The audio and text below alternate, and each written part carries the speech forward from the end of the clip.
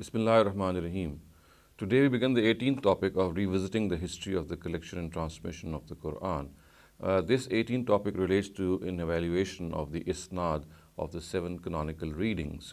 It is known that in the 2nd or 3rd century, a number of readings, variant readings, were in circulation in the Muslim Ummah.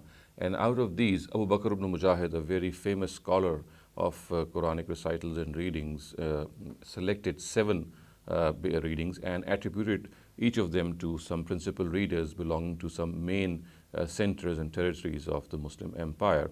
And these 7 readings then became very famous.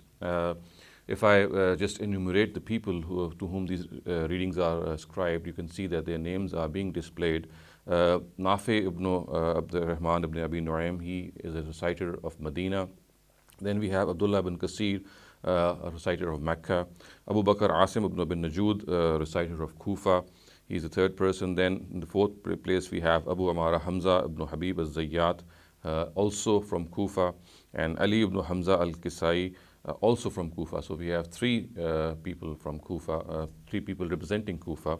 In the 6th place we have Abu Amr ibn Abul Ula al-Basri, who belongs to Basra. And in the 7th place we have Abdullah ibn Amir al-Yahsubi, who belongs to Syria. So these were the 7 famous reciters which were selected by Abu Bakr ibn Mujahid, and he attributed readings to them, which obviously we shall now discuss in these topics and these episodes vis-a-vis their isnad.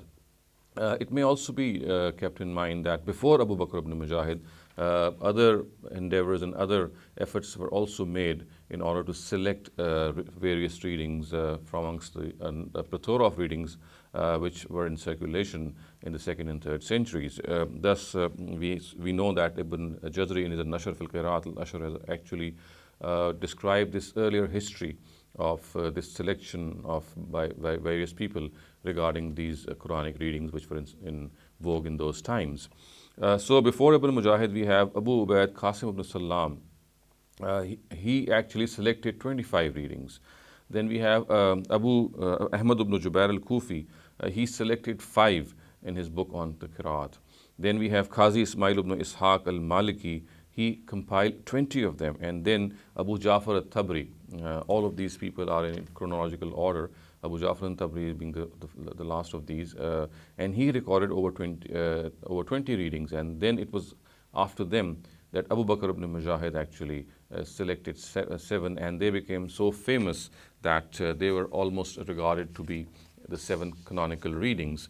So therefore, it is now essential that we examine what these readings are, because the basic question that arises in this regard is that whatever the Qur'an is, we know that this is an ijma, a consensus of all our scholars and all our authorities, that it has to be mutawatir. The Qur'an cannot be something which is not mutawatir. So the question or the purpose of this inquiry is to investigate whether these readings also can be termed as mutawatir or not, because their isnad have been mentioned and cited in earlier books on Qiraat. So we have to examine these isnad to see whether they are mutawatir or not, because if they are not mutawatir, then obviously in accordance with the principle that anything which is not mutawatir cannot be the Qur'an, we cannot accept them per se in any way that they could be representing the Qur'an in any way. So this is the basic reason of our inquiry. And before we move on to study these isnad, I would like to enumerate some principles of my methodology which I have adopted in this regard. And since they are they present some basic premises in this regard, it is important that I briefly allude to these principles. Now, or these the methodological principles, I would say. So the first methodological principle which I would like to allude to is the fact that I have initially discussed only the upper isnad of these canonical readings. When I say upper isnad, I mean the narrator, the famous narrator, from him to a particular companion. So the chain which springs from a narrator to and goes right up to a companion of the Prophet, that is what I have termed as the upper isnad. So we will examine whether this part of the chain or transmission is mutawatir or not. And if it is not mutawatir, then we will not find any need to go in the lower isnad, which actually mean from that narrator to a compiler of a particular book in which these readings are mentioned. It's because if a reading is regarded to be non-mutawatir in any section of its transmission, then it does not matter whether if other sections are mutawatir or not, because once it becomes ahad or non-mutawatir in a particular section, then as in totality it shall not be regarded as mutawatir. So we will first investigate the upper isnad. If the upper isnad gives us the impression that it is mutawatir, only then we'll go on to investigate the lower one. But as far as the upper isnad is concerned, it has to first get established that it is also mutawatir. So this is the methodology I have adopted, that I'm going to investigate the the upper isnad as well. And only if the upper isnad comes out to be mutawatir is there any need to go on to the lower isnad, because as I said that if the upper isnad is not non-mutawatir, then all these readings have to be consigned to the category of non-mutawatir, and hence they cannot be called mutawatir at all, and hence there is no need to even investigate the lower isnad. The second principle which I have adopted in this study is that the isnad narratives which describe the teachers of these readers and their teachers as well, they contain certain Quranic readers who carry this information, who transmit this information, that who is the reader of who. And in this regard, they are basically acting as transmitters of information, transmitters of hadith, if we use the word hadith in a very broad sense. So the jar on them has been entertained, because here they are not acting as merely Quran readers, they are acting as Quran transmitters. They are transmitting this information that such and such a person is the teacher of such and such a reader. So now the jar on them which is found in Rijal books shall be entertained, because the jar found in Rijal books actually pertains to a person who is transmitting something vis-a-vis regarding information, or if we broadly say regarding hadith. So although we accept the principle that the jar on the Quran readers as Quran readers shall not be accepted, but when these Quran readers, they are transmitting information, then we shall actually regard them to be people whose jar is mentioned in these books. And interestingly, what I have said here is corroborated by our works as well, because earlier works on qiraat, like for example, Zahabi's Ma'rifatul Qurra al-Kibar and Al-Jazari's Ghayatul Nihaya, they actually give their verdict regarding the soundness or otherwise of a Quran transmitter. And when they regard him to be such, they are actually referring to his status as a transmitter of information or a transmitter of hadith. Because if we look up Rijal books for that particular narrator, for whom these books also present some jar or ta'dil, we'll find the same ta'dil or jar also found in Rijal books, which clearly shows that even people who are mentioning biographical accounts, people like Zahabi and Ibn al-Jazari, who are mentioning biographical accounts of these Quran readers, they are actually mentioning them not as merely as Quran readers, but also as transmitters of information, transmitters of hadith, as I said, in the broad sense. Therefore, in this case, as I said, whenever a reader is acting as a transmitter of information, then we shall entertain the jar which is found on that reader in Rijal books. The third point of importance and the third principle in this regard which I would adhere to is that wherever we do not find any tawseeq or ta'dil regarding a Quran reciter acting as a narrator or a transmitter, then in this regard, a narrator or a transmitter, then in this regard we have to consign him to the category of majhul, because in the absence of any information, in the absence of any positive information about a person, we cannot know whether he is reliable or not, and hence he has to be consigned to the category of unreliability, and he'll be regarded as someone who is majhul or unknown, and hence in this regard also he would not be regarded as a worthy or a trustworthy transmitter or a narrator. The fourth point of principle, which actually is converse to the second one I just enumerated above, is that wherever a Quran reader is acting as a Quran reader and not as a hadith transmitter, then we will not entertain any jar on him, because all jar which is found in our Rijal books basically relates to people who are transmitting information. So a jar on a Quran reader per se has not been entertained in this regard. And I would also like to point out that certain these Quranic readers which I have just enumerated above, which Ibn Mujahid has actually selected, we find even jar on them as Quran transmitters. Thus, we have jar on Abdurrahman ibn Abi Nu'aym, who's actually Nafi ibn Abdurrahman ibn Nu'aym. We have jar on him, but because this jar relates to his capacity as a transmitter of information, we have not entertained that particular information because here he is under question as a Quran transmitter. Similar is the case of some other readers, like for example Asim al-Bahdallah or Asim ibn Abi Nu'aym, who was also a Kufan reader, and he belongs to this category of 7 canonical readers. Here we find, we have already discussed earlier in some of our earlier talks that Asim was inflicted by a bad memory, but then that memory related to his personality or his capacity of a hadith transmitter. Hence, that particular jar has not been entertained. Similar is the case with some of the other transmitters. So in a nutshell, I would say that wherever a Quran transmitter is mentioned as a Quran transmitter and not as a person who transmits information or hadith, that jar is not being entertained because that jar actually relates to his capacity of transmission, and that jar is not found on his capacity of a Quran transmitter himself. The fifth principle, viewers, which I have adhered to in this regard is that I have discussed only those teachers of these Quran transmitters and their own further teachers which are represented by some chain of narration which goes up to a companion. We do find some works presenting some names of Quran teachers of these famous readers, but they do not present any isnad. Thus, for example, we have authorities like Zahabi in his Ma'rifatul Qurra al-Kabar and Ibn Jazari in his Ghayatul Nihaya. They allude to Quran transmitters, but they do not mention any isnad. They just mention, for example, that such and such a person is also a teacher of such and such a narrator.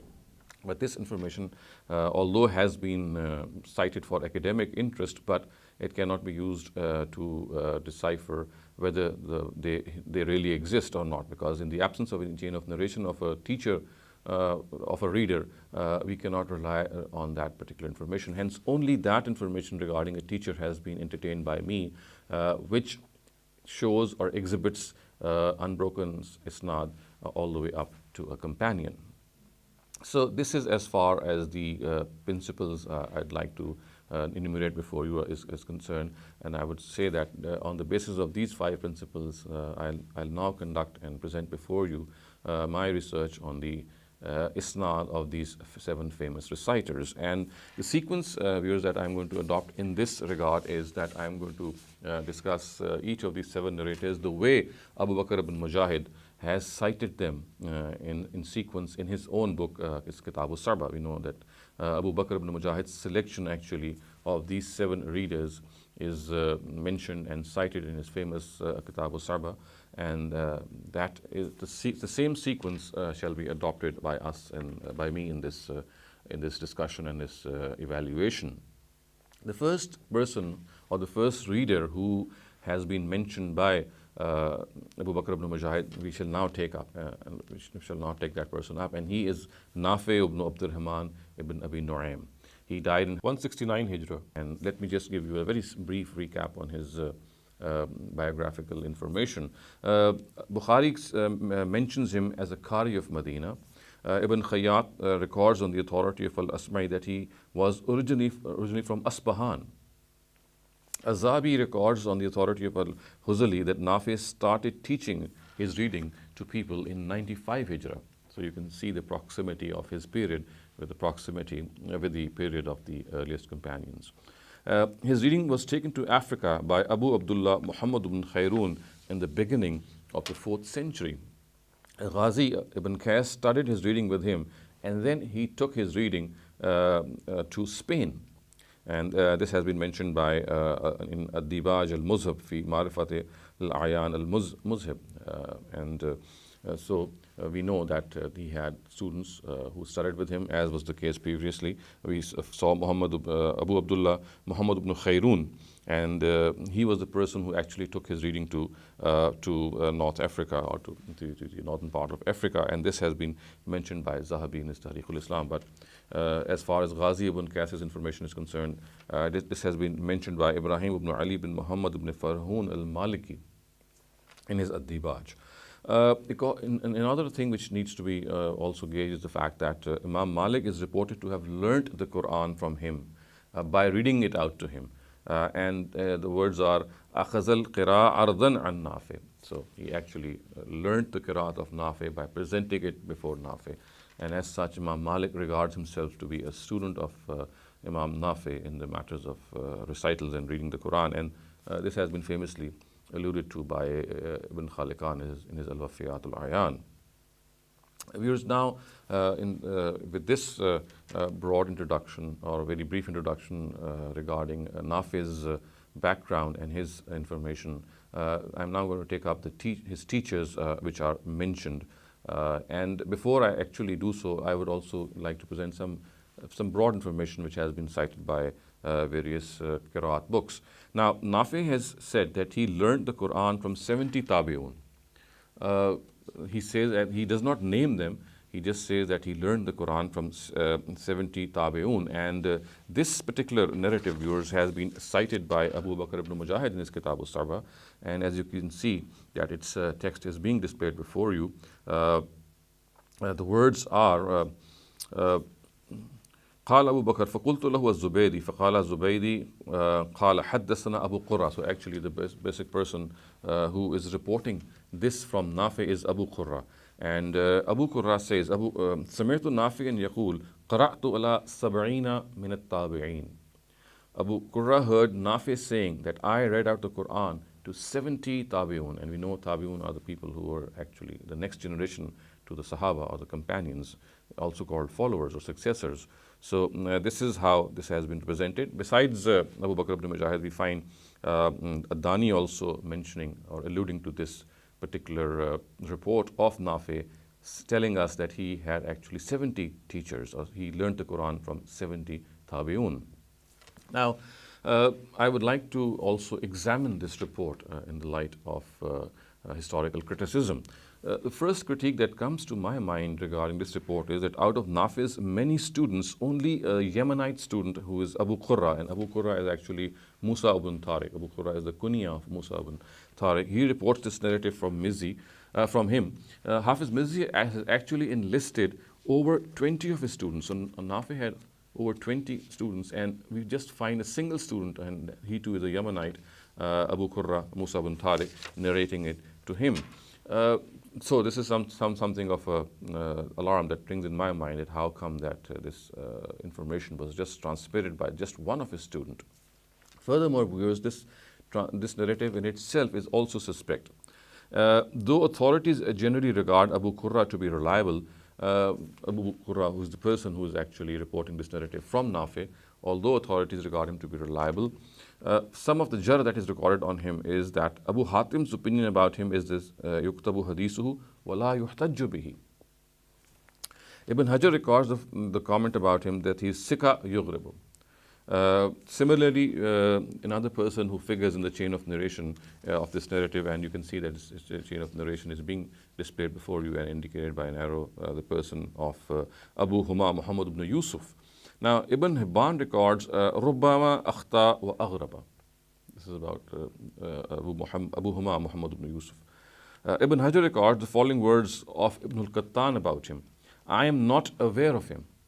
So, La a'rifu halahu is actually what he has said. And when Ibn al-Qattan says these words, then it really means that he is a person who is very, very little known, or maybe unknown, because if he is a person who is saying that he does not know who this person is, then we can get some idea of the fact that he is not a very well-known person. So viewers, on the basis of these points, I would not regard this narrative to be of much worth, because even if Nafi is ascribed this statement, I would say that this statement ascribed to Nafi has not been reliably reported in history, and hence I would confine myself to those teachers of Nafi who have actually been mentioned. And let me first just point out his teachers who have been mentioned through various isnad, and then I'll also mention some of his teachers which are mentioned by some other authorities, but they do not mention any isnad. They do not mention any chain of narration for those teachers. As far as those teachers are concerned, viewers, who do have an isnad mentioned regarding their own ascription as being teachers of Nafi. We have Salih ibn Khawwat, then we have Muslim ibn Jundub al-Huzali, then we have Abdurrahman ibn Hurmuz al-A'raj. In the fourth place, we have Abu Ja'far Yazid ibn al-Qaqa. He is the Mawla of Abdullah ibn Ayyash ibn Abi Rabi'a, and actually Abdurrahman ibn Hurmuz, who I mentioned in the third place, is the Mawla of Muhammad ibn Rabi'a ibn Haris ibn Abdul Muttalib. The fifth person, viewers, the fifth teacher of Imam Nafi is Abu Ruh Yazid ibn Ruman, and he is the Mawla of Az-Zubair ibn al-Awwam. And in the sixth place, we have Abu Maymuna Shayba ibn Nisah ibn Sarjis, and he is the Mawla of Salama. And in the seventh place, we have Abdurrahman ibn Qasim ibn Muhammad ibn Abi Bakr. So these are the seven teachers of Imam Nafi who have been reported by a chain of narration or an isnad. Viewers, now we take up the names of those teachers which have been reported without any chain of narration, have been cited by authorities without any isnad. The first of them is Asbagh ibn Abdul Aziz al-Nahawi. The second is Abu Zannad Abu Abdullah ibn Zakwan Mawla Ramla bint Shayba. And the third is Muhammad ibn Muslim ibn Shahab al-Zuhri, the famous Tabi'i. So all these three teachers of Imam Nafi are mentioned by Abu Abdullah Ali ibn Ahmad ibn Abdullah Sibt al-Khayyat. And he has mentioned them in his book Al-Mubhij fil Qira'at al-Sab'a. So all these three teachers, they are mentioned by him only, and we do not find their mention in some of the other major works. So just for the purpose of an academic aspect or academic interest, I have cited their names, but as I said, we will not deal with them in detail or in any other description as the teachers of Imam Nafi, because of the fact that they do not carry any chain of narration. Now, let us take up the teachers of Imam Nafi one by one, and here I refer to those teachers who have been reported by an isnad or a chain of narration. The first person, viewers, in this regard is Salih ibn Khawwat. Now, with the exception of Ibn al-Jazari, almost no authority regards him to be even a Qari. So except for Ibn al-Jazari, there is no authority who even says that he is a Qari. And we know when a person is a Qari, he is a person who is actually a Quran reciter or a Quran reader or even a Quran memorizer. So Ibn Sa'd al-Bukhari and Ibn Abi Hatim, Ibn Habban, al-Baji, Ibn Makula, Ibn Asir, al-Mizzi, Mughal-Thai, al-Safadi, Ibn Hajar, al-Suyuti, do not mention him. And all these people are historians, viewers. These are people who have their own books. Thus, for example, Ibn Sa'd in his At-Tabaqat al-Kubra, Bukhari in his Tarikh al-Kabir, Ibn Abi Hatim in his Al-Jarh wa-Ta'dil, Ibn Habban in his Al-Siqat, Al-Baji in his Al-Ta'dil wa-Tajri, Ibn Makula in his Al-Ikmal fi Raf' al-Irtiab, and similarly Ibn al-Jazari or Ibn Asir al-Jazari, he's in his Jami al-Usul fi Ahadith al-Rasul, and Al-Mizzi in his Tahzib al-Kamal. Similarly, Mughal-Thai in his Ikmal fi Ikmal al-Tahzib al-Kamal fi Asma' al-Rijal, and some of the other persons, like for example Safadi in his Wafayat, Al-Wafi bil-Wafayat, and Ibn Hajar in his Tahzib al-Tahzib, and As-Suyuti in his Is'af al-Mubta. So al-Mubatta, sorry. These are the people, viewers, who have actually cited information regarding Salih ibn Khawwat. These are all people who have cited biographical accounts of Salih ibn Khawwat, but we do not mention any of these authorities mentioning Salih ibn Khawwat in the capacity of a Quran reader. Ibn Sa'd actually goes on to further say that he is Qalilul Hadith. Now, Abu Bakr ibn Mujahid and Ad-Dani record Salih ibn Khawwat to be a teacher of Imam Nafi. So, two of the earlier authorities, although the people I have just mentioned, historians and biographers, they do not mention him as a Qari, but let us now take up Ibn Mujahid and Ad-Dani.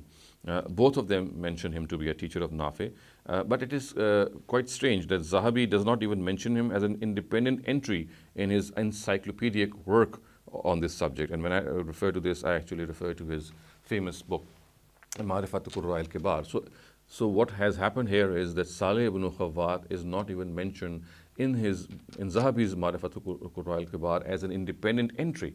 We know that Ma'rifatul Qurra al-Kibar of Zahabi presents scores of reciters who belong to the various tabaqa of various generations, in fact, and they are all named separately. But Saleh ibn Khawwat is not named as a he may be mentioned in some other in texts regarding some other narrator, but as an independent entry having his own name, he is not even mentioned thus.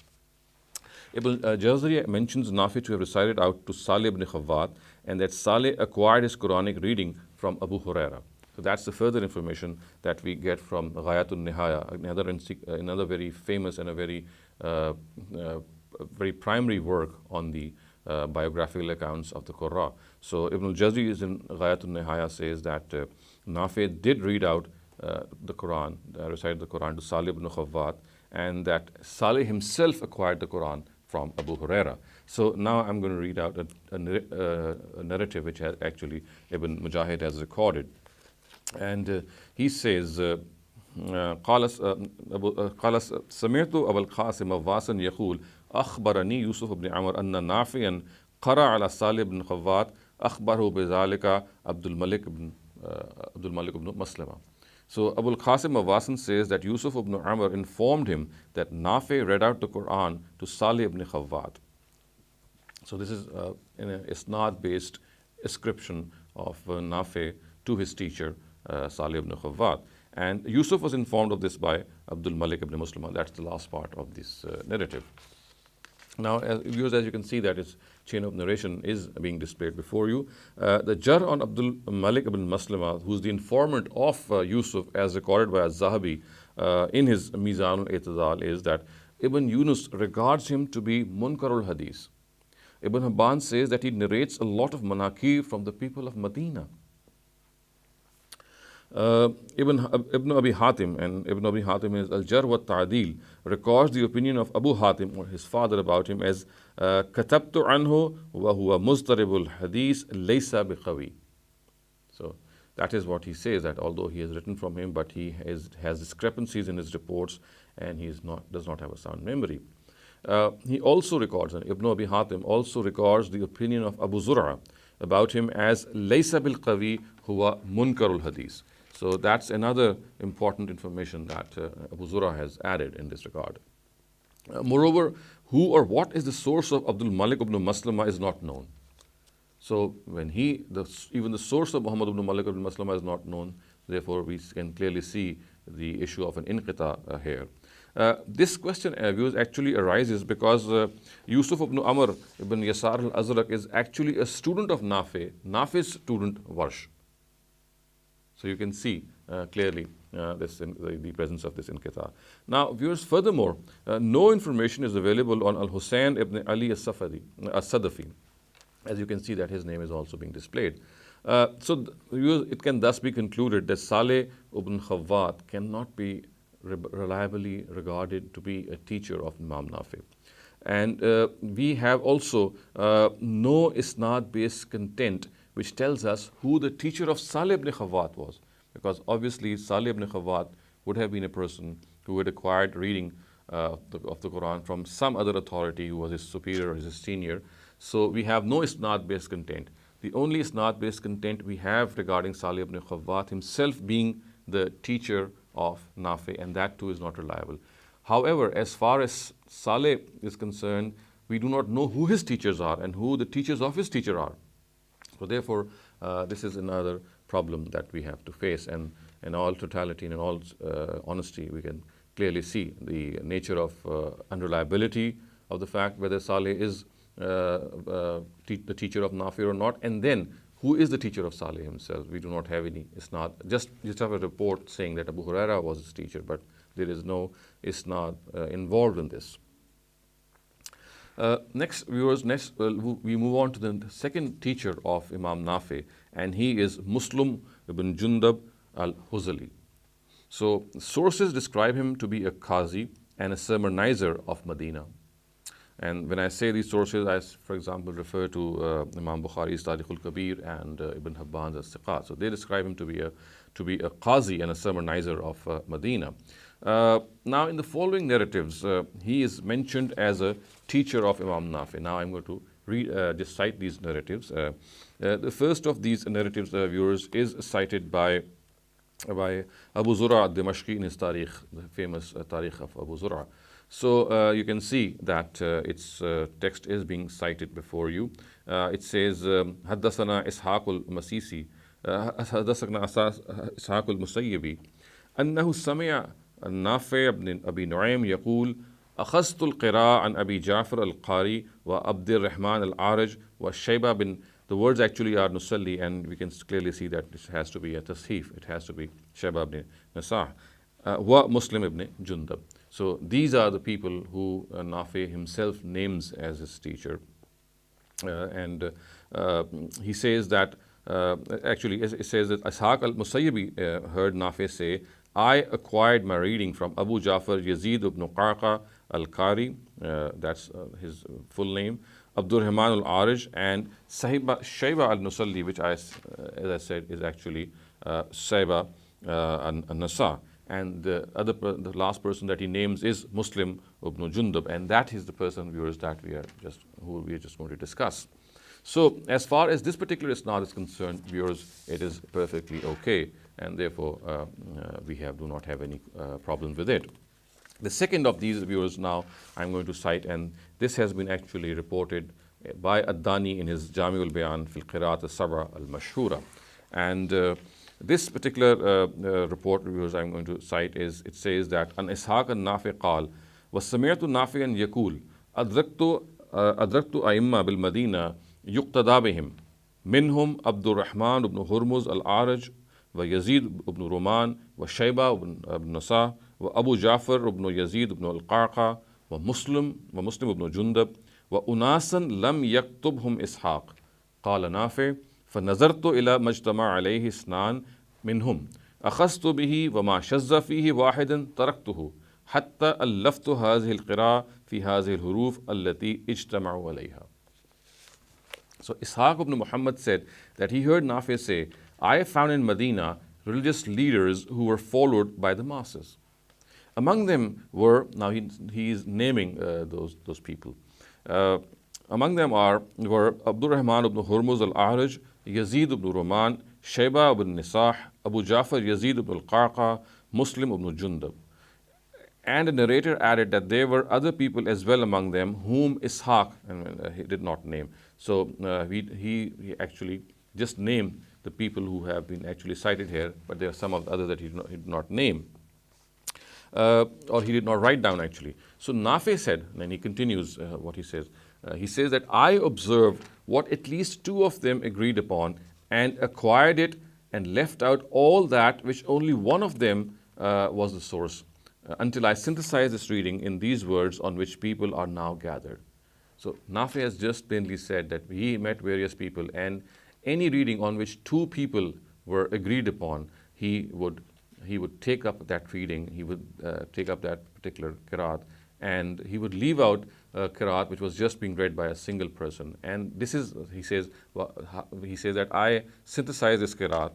The words are, hatta allaftu hazil qiraat. This is how actually I synthesized my reading, by taking readings from various people on which two people agreed.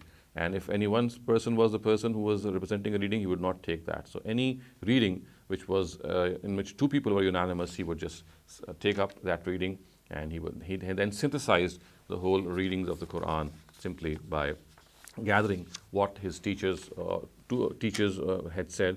And when I say teachers, then of course I mean people on people who were two in number. Now, viewers, the isnad of this narrative is also reportedly fine, and it's okay. We cannot find any problems in it. I have analyzed it and evaluated it. I think that it is reliably reported. In this regard, viewers, the third narrative I'm now going to cite, and this is also cited by Dani in his Jami fil Qira'at al-Sab'a al-Bayan al-Mashhura. This narrative, viewers, is now this text I'm not going to read out now before you. So it says,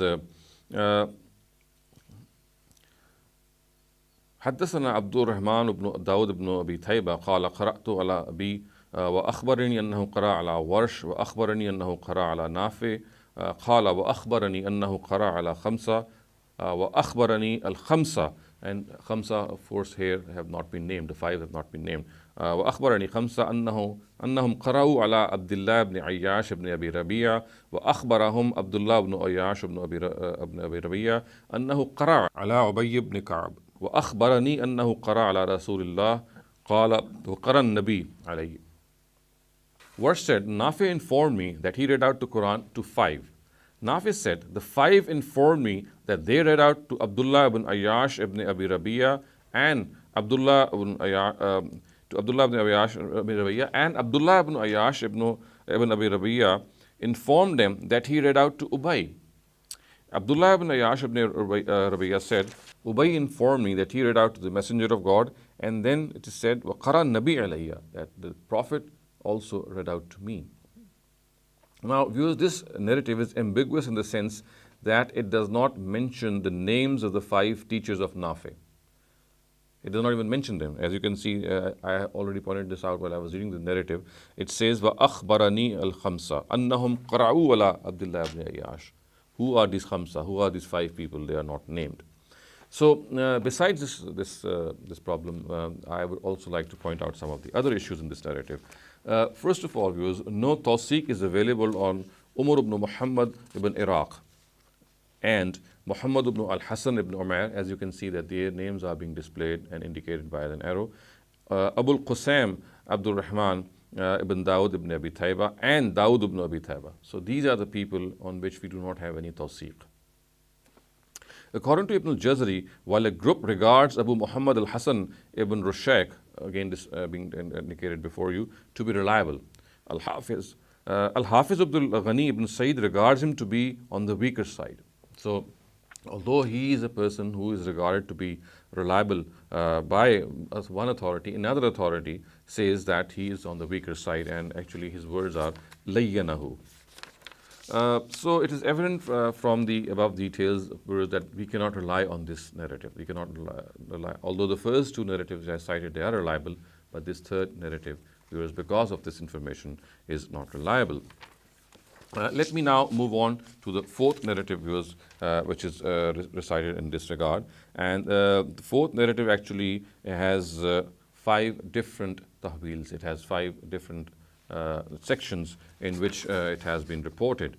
In this regard, viewers, I'm just going to first read out the narrative before you. This narrative has been reported by Ad-Dani in his Jami al-Bayan fil Qira'at al-Sab'a al-Mashhura. It says, حدثنا أحمد بن محمد قال حدثنا أحمد بن إبراهيم قال حدثنا بكر بن سهل قال حدثنا عبد الصمد بن عبد الرحمن, and then we have a tahweel. حدثنا فارس بن أحمد قال حدثنا محمد بن الحسن قال حدثنا ابن عبد الرزاق قال حدثنا بكر بن سهل وعبد الجبار بن محمد قال حدثنا عبد الصمد. Now we still have another tahweel. وحدثنا محمد بن سعيد الإمام في كتابه قال حدثنا محمد بن أحمد بن خالد قال حدثنا أبي قال حدثنا إبراهيم بن محمد قال حدثنا عبد الصمد, and then we have another tahweel. وحدثنا طاهر بن غلبون قال حدثنا إبراهيم بن محمد قال حدثنا أبو بكر بن السيف قال يوسف.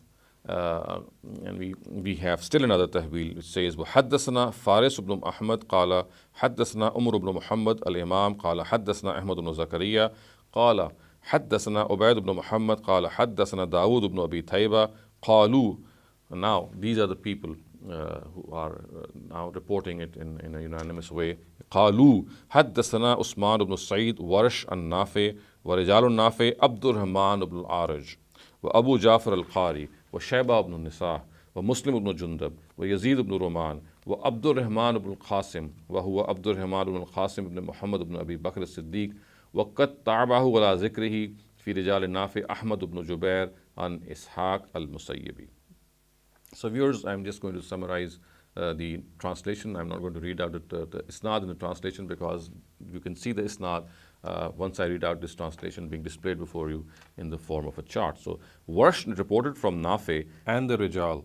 Rijal here, of course, refers to the teachers of Nafi. They are Abdul Rahman ibn Arij, Abu Jafar al-Qari, Shayba ibn Nisah, Muslim ibn Jundab, Yazid ibn Roman, and Abdul Rahman ibn Qasim, who is actually Abdul Rahman ibn Qasim ibn Muhammad ibn Abi Bakr as-Siddiq.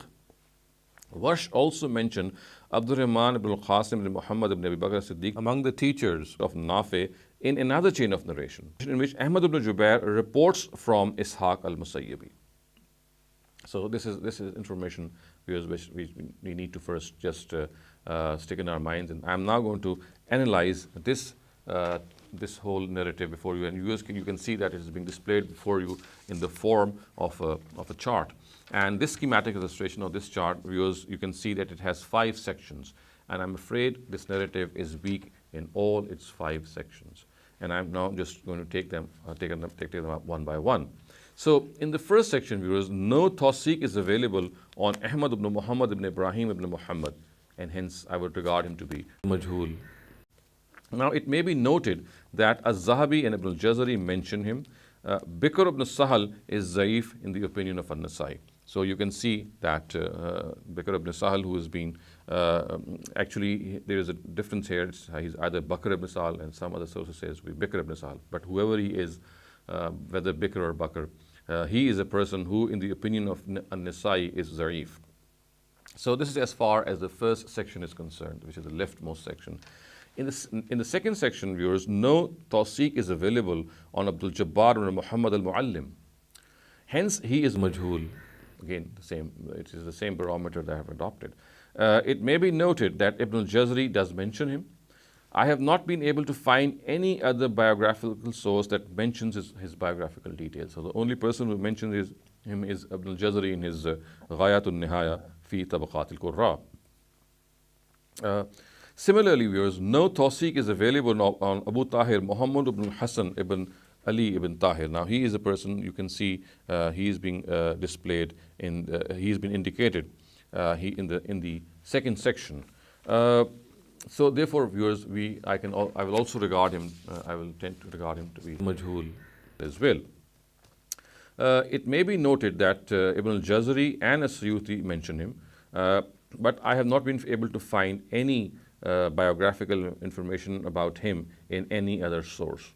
So we can clearly see that although accounts mention him, and they also mention some of his details, but they do not mention any tawseeq.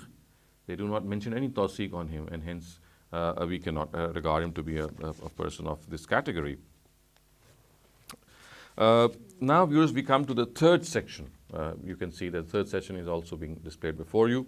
In the third section, no tawseeq is available on Muhammad ibn Ahmad ibn Khalid. Now you can see that his name is being indicated. So therefore, I would regard him to be majhul. He is also majhulul ayn, viewers, because only one person, and he is Abu Muhammad Maslama ibn Muhammad, who narrates from him. So he's also in further totality that he's also majhulul ayn. Now the only source to mention him is Jawza al-Muqbis fi Zikr al-Wulat al-Undulus, and this is a book by Al-Humaydi. So he is actually Muhammad ibn Abdullah ibn Futu ibn Humayd al-Humaydi. So he is only mentioned there, but we do not have any tawseeq on him. So neither Zahabi nor Ibn al-Jazari mention him. They do not even mention him. Also, no person by the name of Muhammad ibn Sa'id, who is a Dani's sheikh, can be identified. And as you can see, viewers, in this chain of narration, in the third section, we find that Muhammad ibn Sa'id is a Dani's teacher. But this is what the narrative says, but no Rijal work actually confirms this. So this is a further problem. Viewers, in the fourth chain of narration, you can see, which is being displayed before you, the fourth section, actually, not the chain of narration, the fourth section, Ibrahim ibn Muhammad ibn Marwan, according to Imam Dar Qutni, he says Ghamazuhu, which means that people have actually, or authorities have actually impugnated him. And this has been mentioned, viewers, in Ibn Hajar's Lisan al-Mizan. In the fifth, now we move on to the fifth section, viewers. In the fifth section, no tawseeq is available on Abu Hafs Umar ibn Muhammad ibn Iraq. and therefore, as I said, in accordance with my own principles, he would be majhul. It may be noted that Az-Zahabi, Ibn al-Jazari and As-Suyuti have mentioned him, but no tawseeq is available on him. Similarly, viewers, there is no tawseeq available on Ahmad ibn Muhammad ibn Yahya ibn Zakaria. His name is also being indicated, but there is no tawseeq available on him. Hence, he is also majhul. It may also be noted that Ibn al-Jazari mentions him in his Ghayatun Nihaya, but of course, when he mentions him, he does not give any further information. Moreover, viewers, no tawseeq is available on Ubayd ibn Muhammad ibn Musa. He also figures in the chain of narration as being indicated before you. Hence, he also is majhul. I would just concede the fact that Ibn al-Jazari just mentioned him, but he does not mention any tawseeq, neither does any other authority. Furthermore, viewers, no tawseeq is available on Dawud ibn Abi Tayba, and therefore he too is majhulul hal. And it may be noted that Az-Zahabi and Ibn al-Jazari mention him, but of course they do not mention any tawseeq on him. So in short, all the narrators in this sub-chain are majhulul hal. So viewers, if I sum up this information regarding the four narratives which I just cited, we can clearly see that amongst these four narratives, only 1 and 2 are reliably reported, 3 and 4 are not. And so therefore, viewers, we can clearly see that we do not have any sound information about the teachers of Muslim ibn Jundub because they are not cited. The only narrative to cite a teacher of Muslim ibn Jundub is narrative number 3. But unfortunately, that narrative is unreliable. So viewers, I will end my talk here on this particular episode. This discussion is now going to continue in the next episode, in which we will discuss Muslim ibn Jundub's teachers which have not been reported by Isnad, and then also we shall take up some of all the rest of the teachers of Imam Nafi himself. Remember, we are discussing the teachers of Imam Nafi. So we've discussed, and we are now discussing his second teacher, is Muslim ibn Jundub, and Muslim ibn Jundub's also account has not completed as yet. We'll complete it in the next episode. In this episode, we have discussed his teachers which are supported through Isnad, but in the next we shall discuss some of his other teachers, and then viewers will go on to discuss the remaining teachers of Imam Nafi himself before we take up the other narrators. So until then, أقول قولي هذا واستغفر الله لي ولكم ولسائر المسلمين والمسلمات.